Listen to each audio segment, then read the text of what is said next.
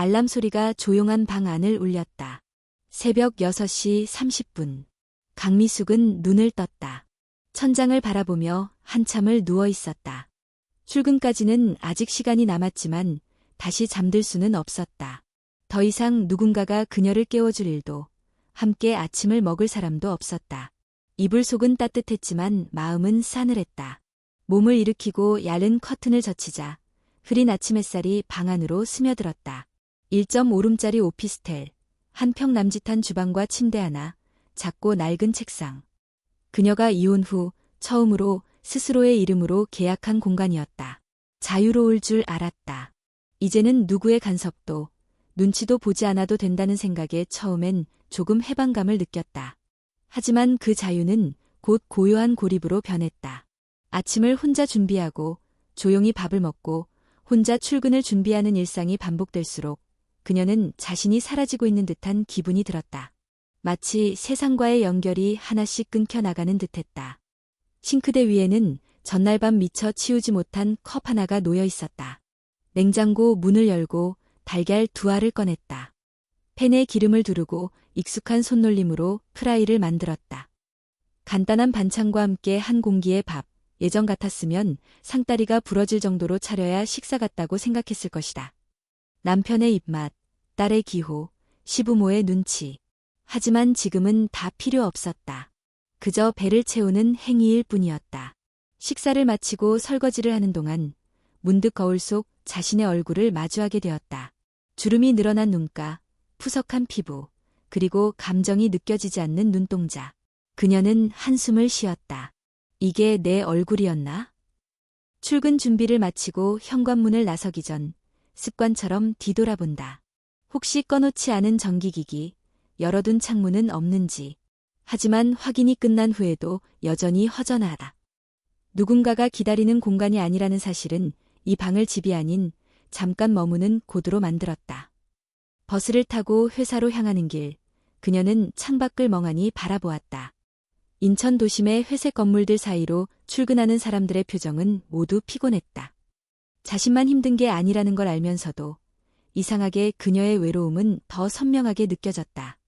그녀는 인천 부평구에 위치한 중소기업의 행정사무직으로 10년 넘게 근무 중이었다.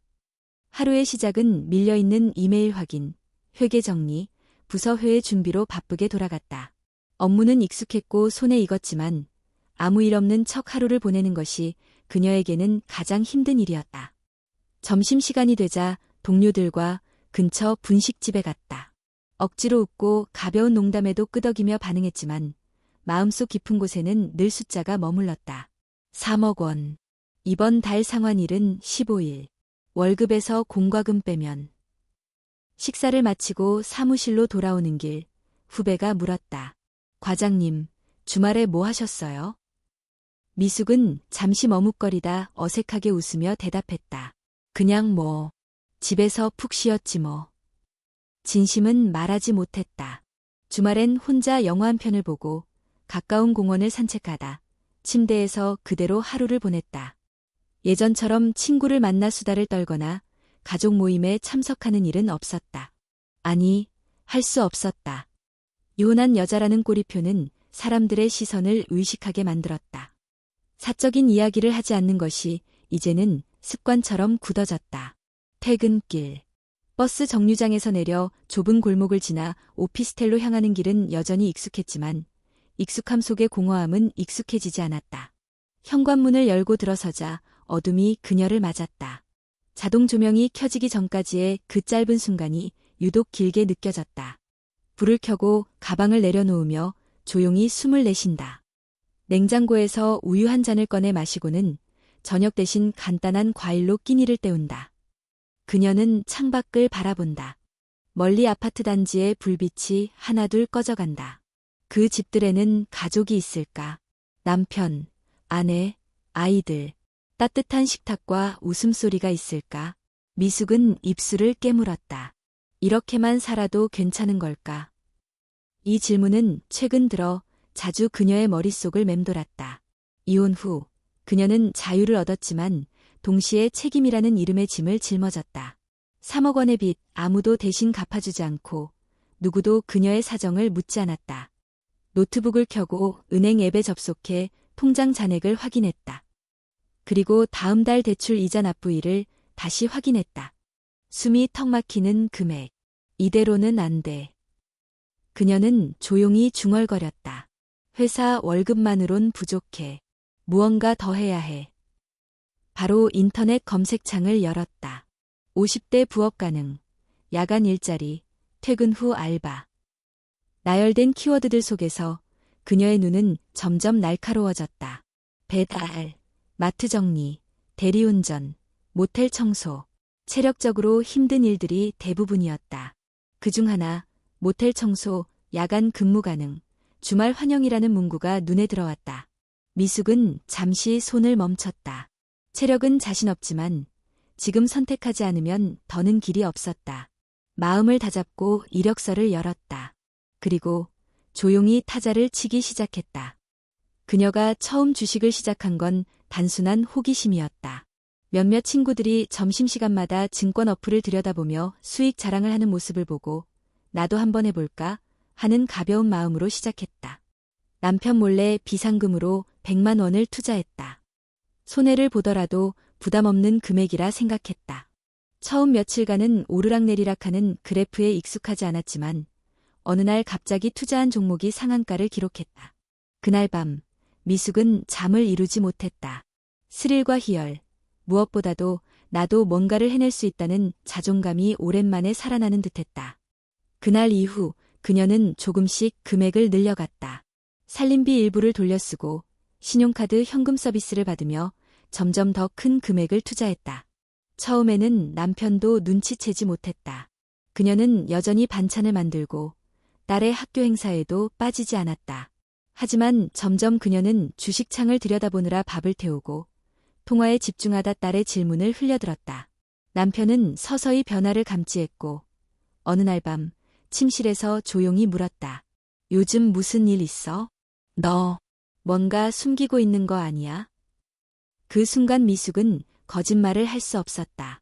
처음부터 모든 걸 말하려 했던 건 아니다. 하지만 입 밖으로 나온 말은 예상보다 훨씬 솔직했다. 나 주식했어. 처음엔 작은 돈이었는데 점점 커졌어. 남편의 얼굴은 굳어졌다. 질문이 이어졌고 결국 그녀는 몇 달간의 내역을 보여줄 수밖에 없었다. 그의 표정은 충격과 분노, 배신으로 얼룩졌다. 이게 내가 우리 가족을 위해 한 짓이야? 그날 이후 집안의 공기는 무거웠다. 말수가 줄었고 식탁에 앉아도 눈을 마주치지 않았다. 딸 나은도 어색함을 감지하고 눈치를 보기 시작했다. 며칠 후 남편은 이혼을 언급했다. 미숙은 당황했다. 한 번의 실수였어. 다시는 안 할게. 하지만 남편은 고개를 저었다. 이건 실수가 아니야. 너는 우리를 믿지 않았고 가족을 무시했어.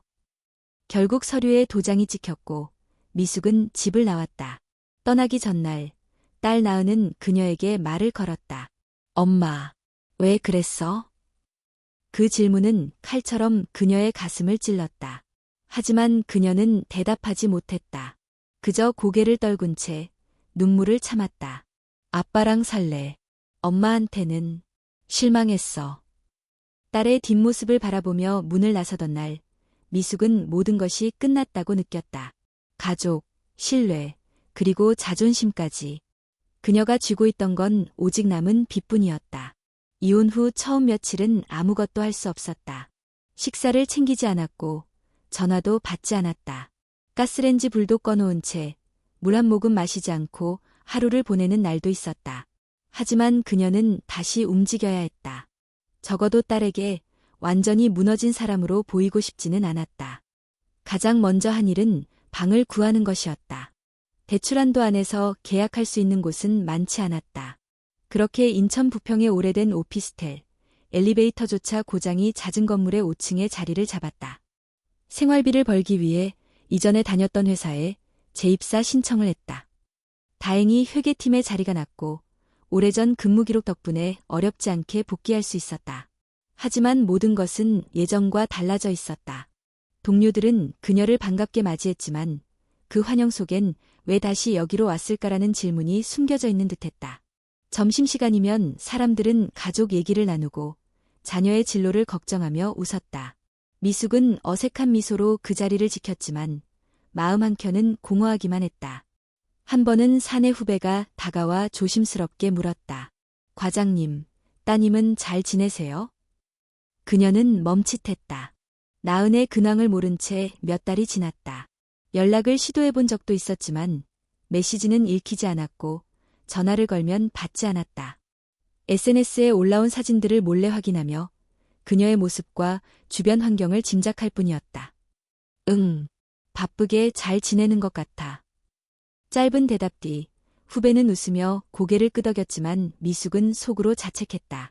내가 무슨 자격으로 그 아이를 걱정하나. 그날 밤 그녀는 딸이 어릴 적 썼던 일기장을 꺼내 들었다. 우리 엄마는 세상에서 제일 부지런하고 요리를 잘하고 내 말을 잘 들어준다. 라는 문장이 눈에 들어왔다. 문득 눈물이 흘렀다. 그녀는 변명할 수 없었다. 딸에게 신뢰를 잃게 만든 것은 분명 자신의 선택이었다. 하지만 지금 그녀는 그 대가를 충분히 치르고 있었다. 3억 원이라는 숫자는 단순한 금액이 아니라 그녀가 잃은 모든 것을 상징하는 무게였다. 그리고 그 무게는 매달 월급 명세서를 받을 때마다 다시 어깨 위에 내려앉았다. 강미숙은 노트북 앞에 앉아 화면을 응시했다. 검색창에는 50대 야간 부업, 체력 필요 없는 알바, 모텔 청소 같은 키워드들이 그대로 남아있었다. 클릭 한 번으로 많은 일자리가 나열되었지만 정작 클릭하기가 어려웠다. 그중 가장 눈에 들어온 건 모텔 청소, 야간 근무 가능, 주말 우대, 고정 수입 보장이라는 문구였다. 그녀는 마우스를 조심스레 움직여 공고를 클릭했다. 간단한 업무 설명, 근무 시간, 시급, 담당자 번호까지 상세히 적혀 있었다. 체력 소모 있음, 청결함 요구, 초보자 가능 그 문장을 몇 번이나 다시 읽었다. 청결함이라면 자신 있다. 수십 년간 집안 살림을 도맡아 해왔던 경험은 누구보다도 자신 있었다. 하지만 마음속에 작은 목소리가 속삭였다. 정말 이걸 하겠다고? 모텔, 야간. 그녀는 고개를 저으며 그 목소리를 밀어냈다. 지금의 그녀는 체면을 따질 여유가 없었다. 중요한 건 매달 갚아야 할 빚, 점점 줄어드는 통장 잔고, 그리고 무너지는 건강과 정신이었다. 이대로 회사를 다니며 월급만으로 버티는 건 한계가 있었다. 그날 저녁, 그녀는 이력서를 작성했다. 손끝이 떨렸다. 학력, 경력, 연락처를 기입하고 마지막 자기소개란에 멈칫했다. 정직하게, 성실하게 일하겠습니다. 단 한 줄을 적는데도 숨이 가빴다. 그리고 조심스레 지원하기 버튼을 눌렀다. 며칠 뒤 연락이 왔다. 간단한 면접과 업무 설명이 있다는 말과 함께 주말 오전 10시에 모텔로 방문해달라는 안내였다. 지정된 날 아침, 그녀는 처음으로 모텔이 위치한 지역으로 향했다. 인천 주안역 근처, 골목 안쪽으로 들어서자 조용한 외벽에 붉은 간판이 달린 3층짜리 낡은 건물이 보였다. 모텔 리브. 어딘지 모르게 음침하고 눅눅한 분위기. 그녀는 심호흡을 한 뒤 문을 열었다. 프런트에는 중년의 남성이 앉아 있었다. 그가 눈을 들자 그녀를 훑어보며 말했다. 청소 알바 면접 오셨어요? 미숙은 고개를 끄덕이며 네라고 대답했다. 그는 그녀를 회의실도 아닌 프런트 옆 작은 탕비실로 안내했다. 종이 몇 장을 건네며 말했다. 야간 근무고요. 방 청소하고 화장실 정리, 쓰레기 분리까지 다 해야 해요. 손님 나간 후 빠르게 처리해야 하고 체크리스트도 확인해야 합니다. 말투는 무뚝뚝했고 설명은 형식적이었다. 그는 그녀의 나이를 확인하더니 미간을 찌푸리며 말했다. 근데 이 나이에 괜찮으시겠어요? 생각보다 일 힘들어요. 그 말에 미숙은 순간 당황했지만 곧 고개를 끄덕이며 말했다. 열심히 하겠습니다. 괜찮습니다. 그는 별다른 표정 없이 그럼 오늘부터 시작해보죠라고 말하며 유니폼을 건넸다. 낡은 회색 조끼와 고무장갑, 마스크, 그리고 청소도구들이 담긴 바구니. 첫날 업무는 오후 11시부터였다. 그녀는 일찍 도착해 준비를 마쳤고 동료로 배정된 여직원 한 명과 함께 첫 방으로 향했다. 문을 여는 순간 그녀는 코를 막았다. 방 안은 담배 냄새와 땀, 술 냄새가 뒤섞여 있었고 이불 위에는 초콜릿 포장지와 휴지, 먹다 남은 음식들이 어지럽게 흩어져 있었다. 화장실 문을 열자 바닥에는 물이 고여 있었고 거울에는 손자국이 선명했다. 오늘은 운이 없네. 첫날부터 이런 방이야. 동료 여직원이 중얼였다. 미숙은 숨을 고르며 말없이 고무장갑을 꼈다. 걸레를 집어들고 바닥부터 닦기 시작했다. 손끝에 느껴지는 끈적임, 무릎을 꿇고 바닥에 엎드려가는 느낌, 식은땀이 이마를 타고 흘렀다. 모든 게 낯설었고 스스로가 이 일을 하고 있다는 사실이 믿기지 않았다. 집안일과는 전혀 달랐다. 누군가의 흔적을 지우는 일, 존재하지 않았던 것처럼 정리하는 일. 이곳은 그녀에게 그렇게 말을 걸고 있었다. 당신은 지금 지워지고 있는 중입니다. 청소를 마치고 나오자 모텔 사장이 그녀를 불렀다. 이게 뭐예요? 모서리는 안 닦으셨어요? 다시 하세요. 그의 말투는 냉정했고 눈빛에는 존중이라곤 없었다. 미숙은 조용히 네 하고 다시 방으로 들어갔다. 그리고 아무 말 없이 다시 걸레를 들었다. 새벽 2시, 5개 방을 정리한 뒤 그녀는 직원 휴게실 구석에 앉았다. 손목은 저리고 허리는 욱신거렸다. 물집이 잡힌 손등이 따가웠다. 하지만 그녀는 이를 악물고 참았다. 이 정도쯤은 괜찮아. 아직은 견딜 수 있어. 그녀는 그렇게 스스로에게 되뇌며 다시 바구니를 들고 다음 방으로 향했다. 처음 몇 날은 아드레날린과 절박함으로 버틸 수 있었다. 익숙하지 않은 환경, 익숙하지 않은 냄새, 그리고 육체적 피로가 몰려와도 강미숙은 돈이라는 단어 하나로 모든 것을 밀어냈다. 낮에는 사무직, 밤에는 청소. 50대의 몸으로 감당하기엔 무리가 많았지만 멈출 수 없었다. 시간이 갈수록 몸은 신호를 보내기 시작했다. 아침마다 무릎이 퉁퉁 부었고 손목은 반복된 움직임으로 저려왔다. 손등엔 작은 상처들이 늘어갔고 그 위로 또 다른 상처가 덧붙여졌다. 퇴근 후 집으로 돌아오는 길은 항상 어두웠다. 골목길을 걸으며 그녀는 자주 창문이 켜진 아파트를 올려다보았다. 그 불빛들 너머엔 누군가의 삶이 있었다. 가족의 목소리, 따뜻한 밥상, 웃음소리. 하지만 그녀의 하루는 조용했고 외로웠다. 그녀는 평일엔 청소를 하지 않고 주말에만 추가 근무를 넣었다. 하지만 매주 금요일 밤이 되면 마음은 무거워졌다. 토요일 새벽 3시에 모텔로 출근해 오전까지 방을 정리하고 다시 오후엔 사무실로 향하는 루틴은 점점 그녀를 삼켜가고 있었다. 어느 날 유난히 손님이 많았던 날이었다. 연휴 전날이었고 모텔은 만실이었다. 청소해야 할 방은 12개 쉬지 않고 움직이다 보니 이마에서 흘러내린 땀이 눈을 찔렀다. 미숙은 손등으로 대충 닦고 계속 걸레질을 이어갔다. 그날 그녀는 한 방에서 쓰레기통을 비우다 비닐이 찢어지는 소리와 함께 손가락을 베었다. 쓰레기 속에 있던 깨진 유리조각 때문이었다. 피가 흘렀지만 멈출 수 없었다. 급히 휴지를 감고 다음 방으로 향했다. 괜찮으세요? 동료 직원이 물었지만 그녀는 짧게 대답했다. 조금 다쳤어요. 할 수 있어요.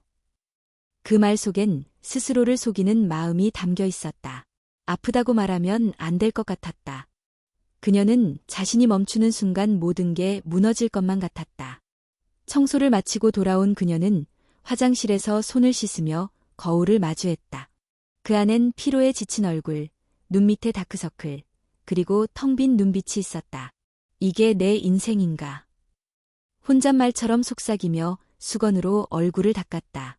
그리고 아무 말 없이 침대에 누웠다. 하지만 피곤함에도 불구하고 잠은 오지 않았다. 온몸이 쑤셨고 머릿속은 빚 계산으로 가득 찼다. 월급의 절반 이상은 대출 이자 상환에 쓰였다. 남은 돈으로 월세, 공과금, 식비를 해결하고 나면 손에 쥐는 건 거의 없었다.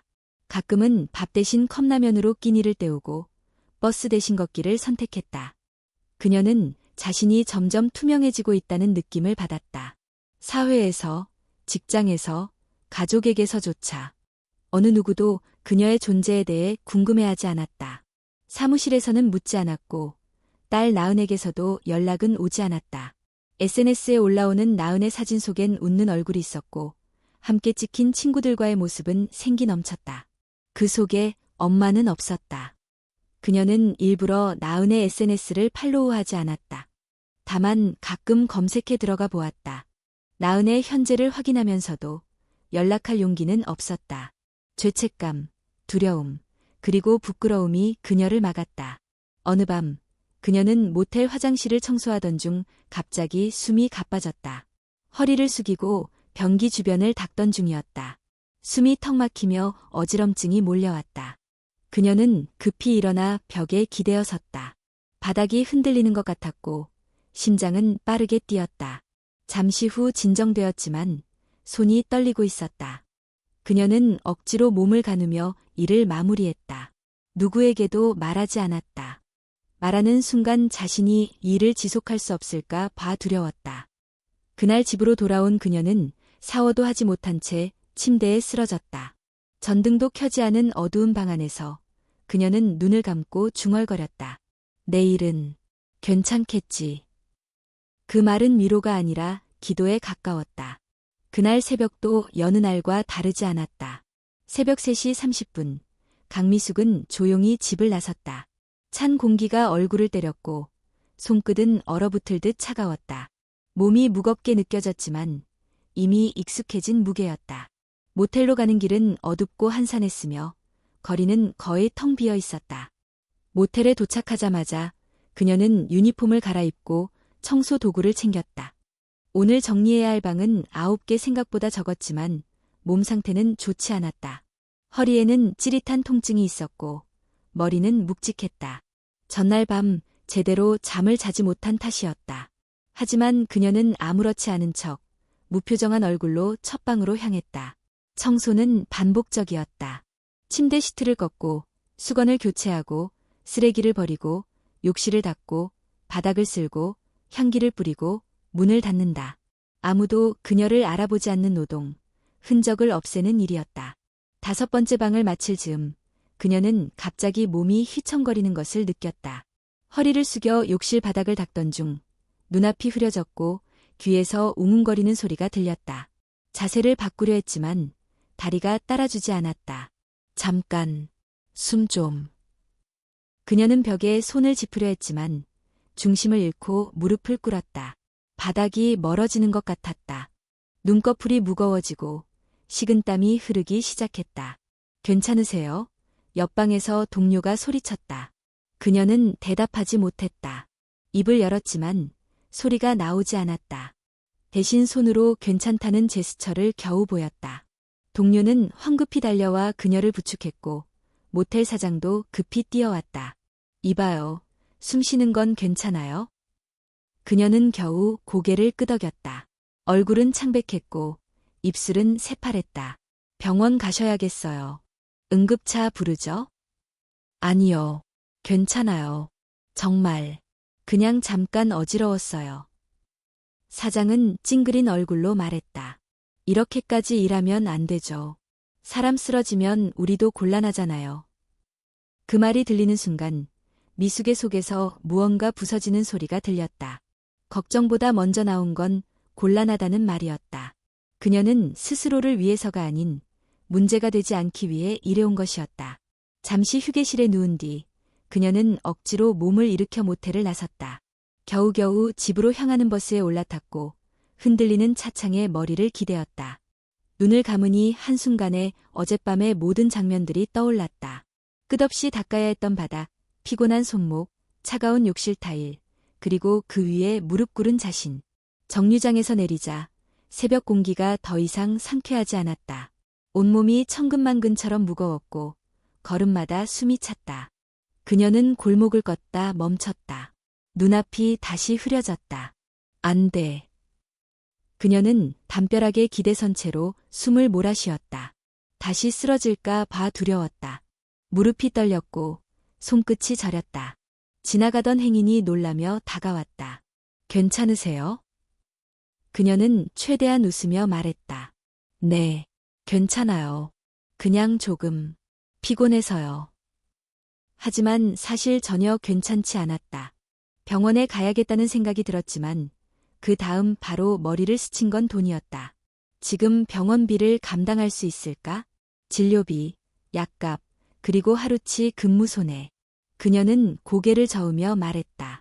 괜찮습니다. 정말로요.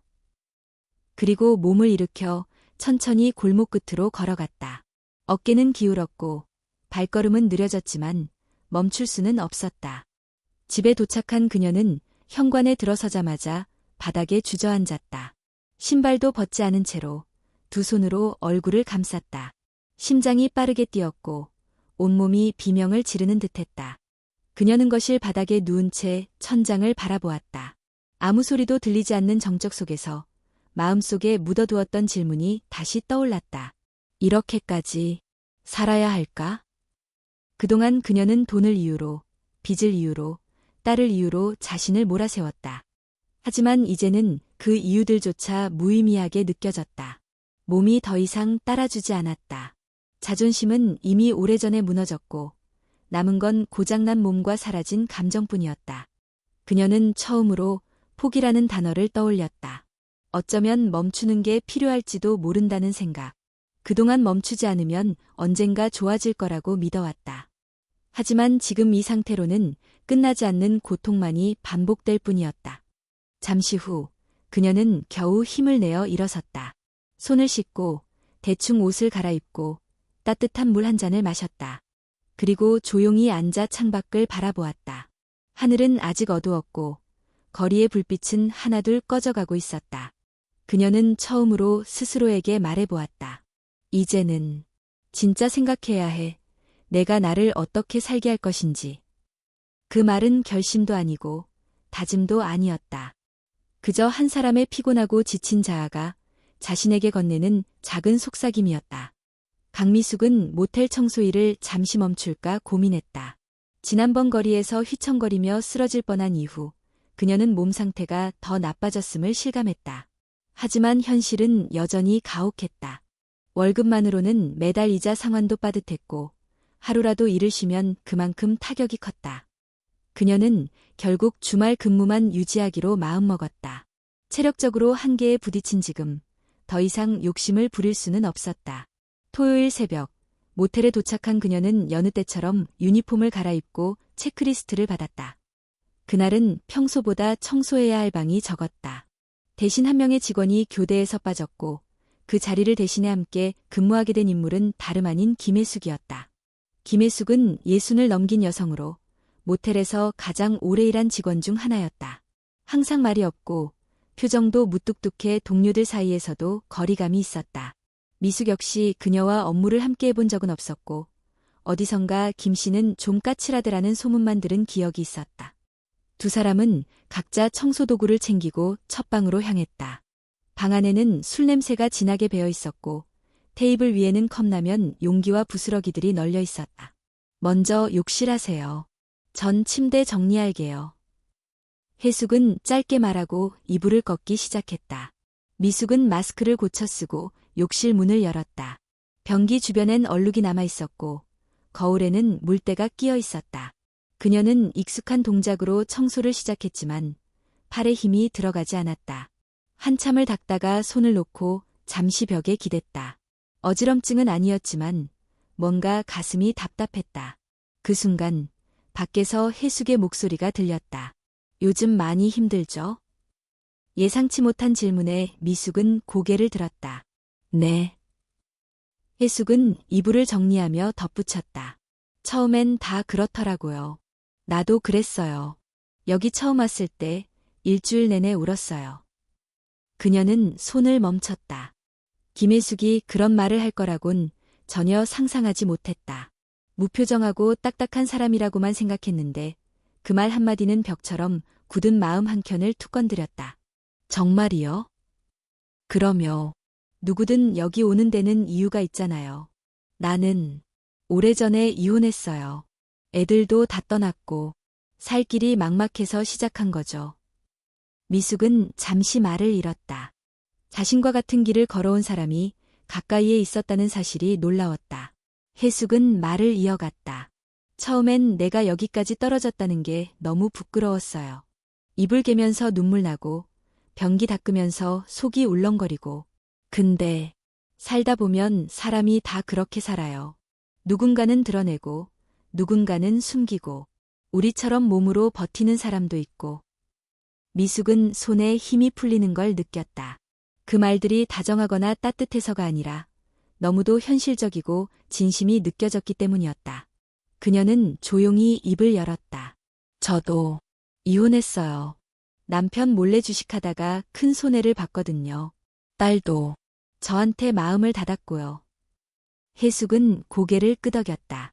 그런 일 한두 번이겠어요. 나도 전 남편한테 사기당해서 집 날렸어요.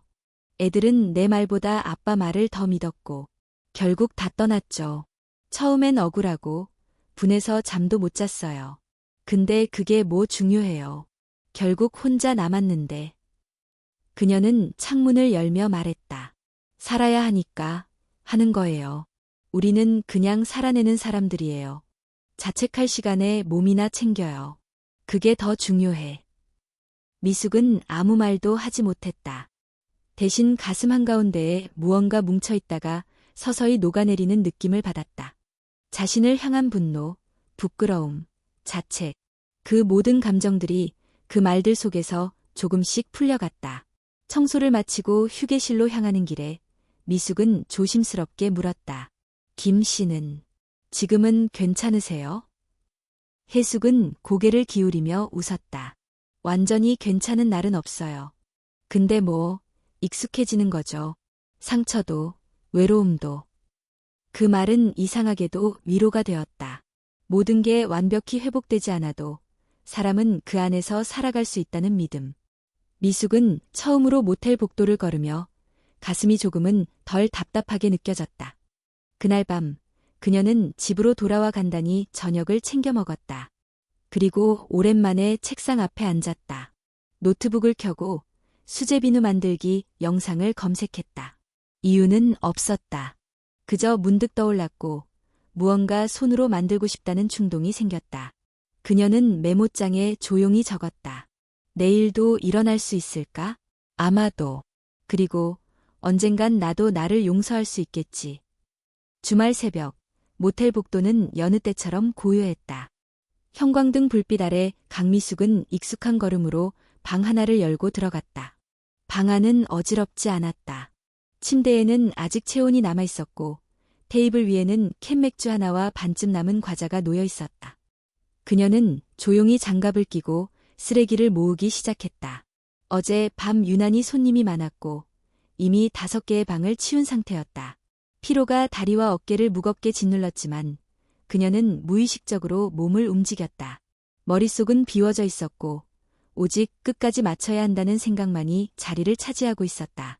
욕실 문을 열고 물때 낀 거울을 닦고 있을 때였다. 복도 쪽에서 발자국 소리가 났다. 직원이겠거니 생각하며 무심코 문을 닫으려던 그 순간 문이 열렸다. 그리고 그녀의 눈앞에 낯설고도 익숙한 얼굴이 서 있었다. 유나은, 그녀의 딸이었다. 미숙은 순간 시간이 멈춘 듯한 착각을 느꼈다. 고개를 들고도 한참을 입을 떼지 못했다.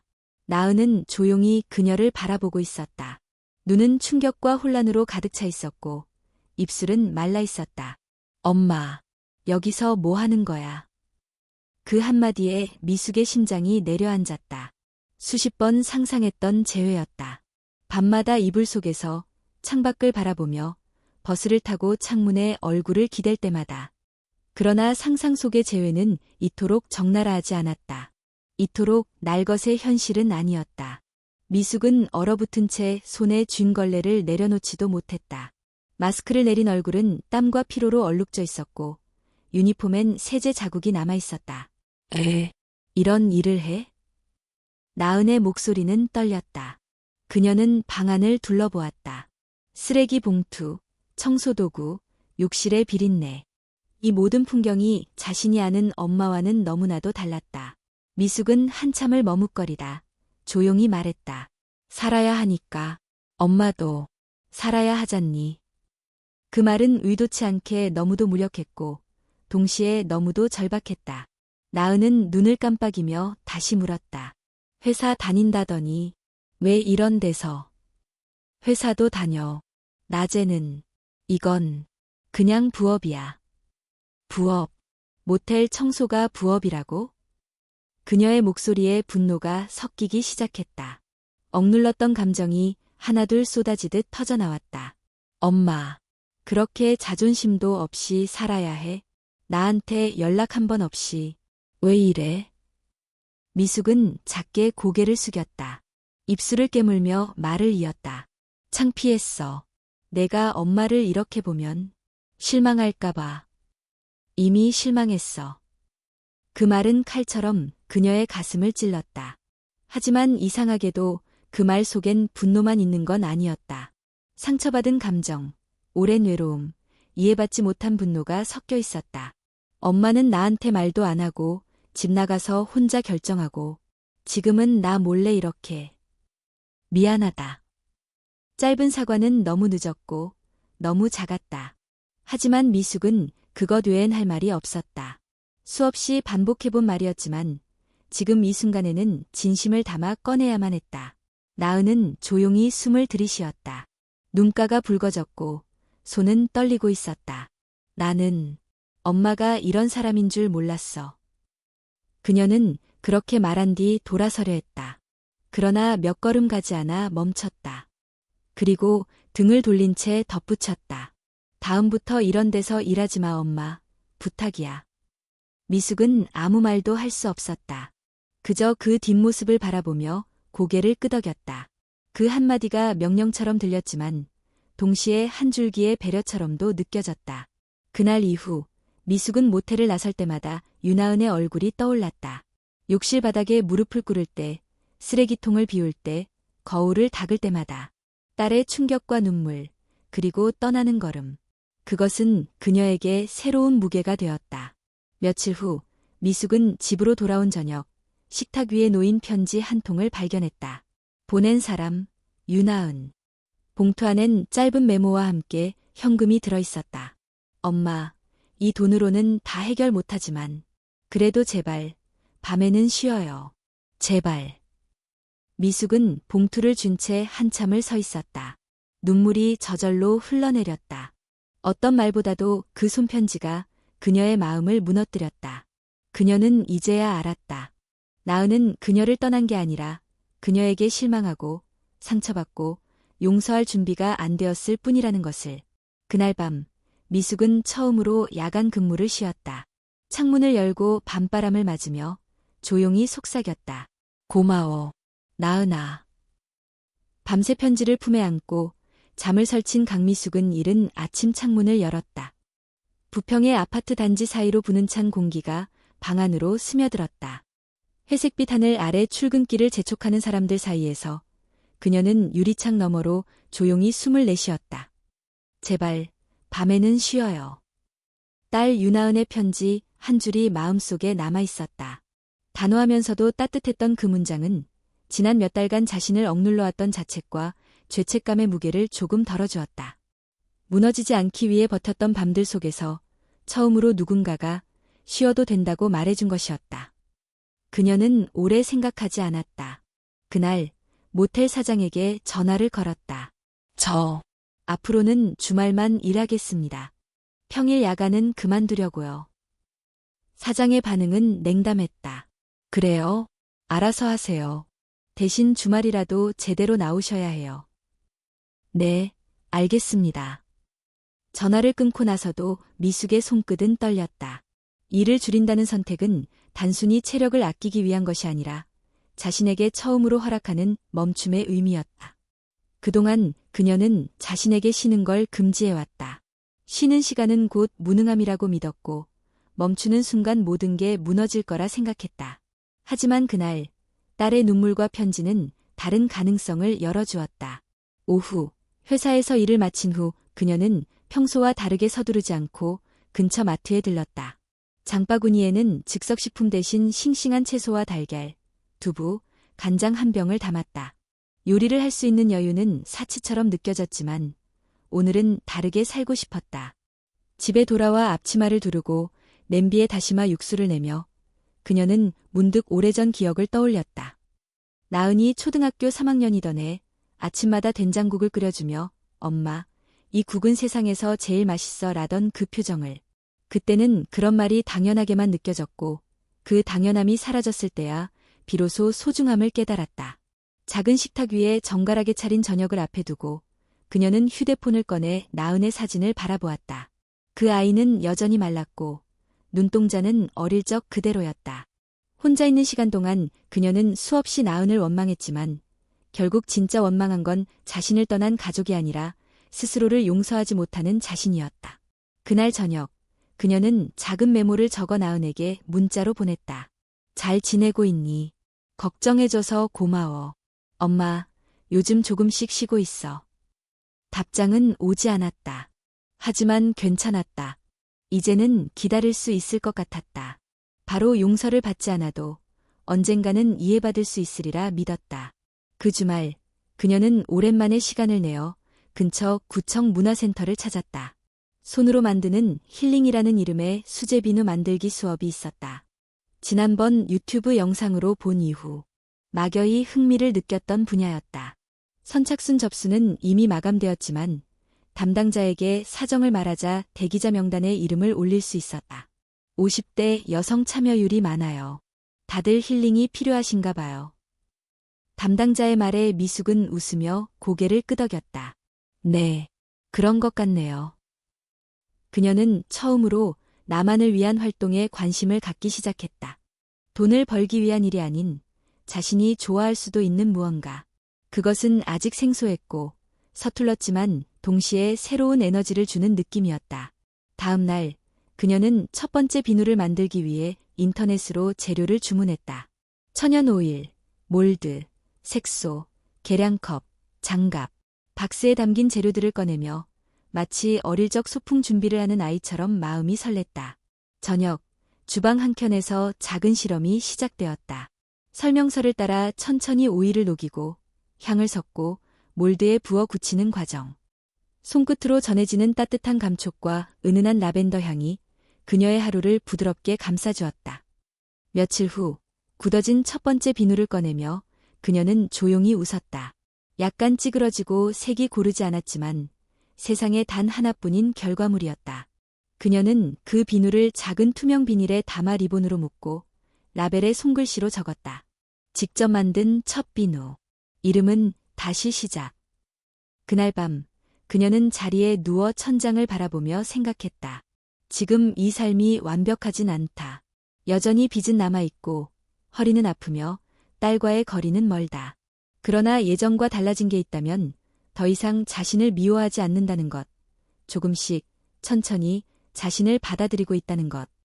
그리고 그 작은 변화가 언젠가는 나은과의 관계에도 닿을 수 있으리라 믿게 되었다. 일요일 아침, 강미숙은 평소보다 이른 시간에 눈을 떴다. 창밖에는 부드러운 햇살이 내려앉아 있었고 창문 너머로는 아이들의 웃음소리가 희미하게 들려왔다.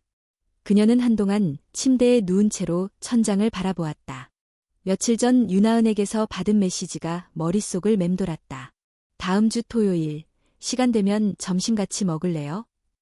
짧은 문장이었지만 그 안에는 수많은 감정이 숨어 있었다. 용기, 조심스러움, 기대, 그리고 여전히 남아있는 거리감. 미숙은 긴 고민 끝에 좋아, 어디로 갈까?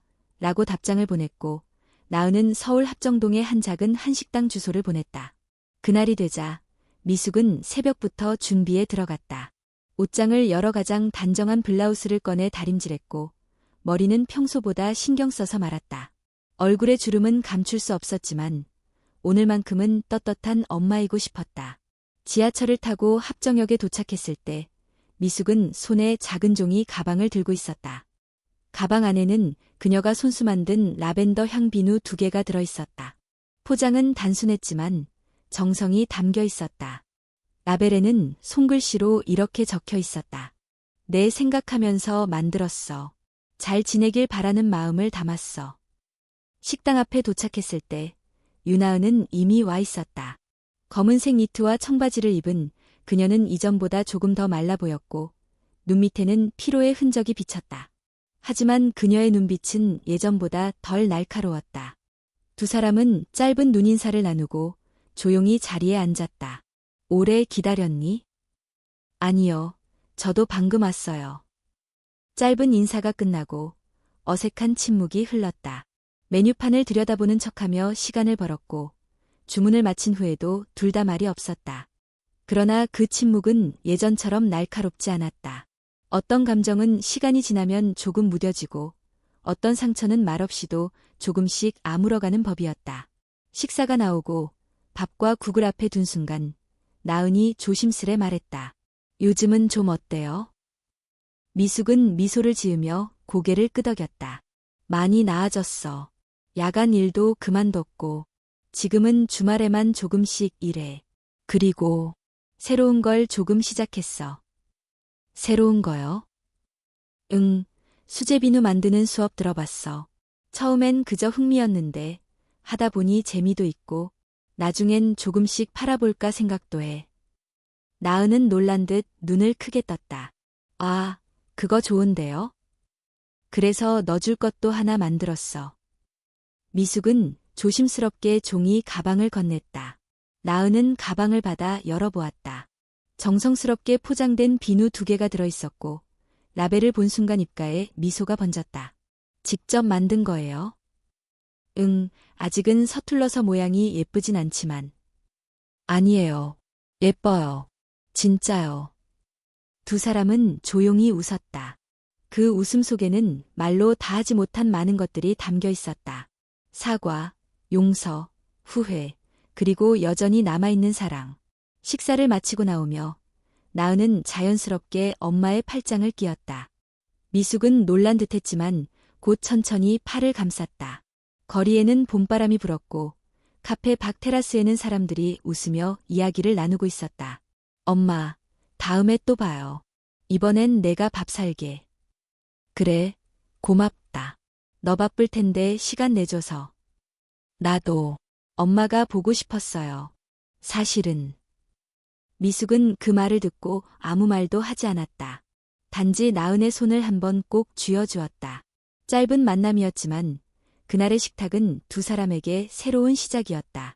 오랜 시간 엇갈렸던 감정들이 조금씩 맞닿기 시작했고 말보다 행동으로 서로의 마음을 확인할 수 있었다. 집으로 돌아오는 길, 미숙은 가슴 깊은 곳에서부터 따뜻한 기운이 올라오는 것을 느꼈다.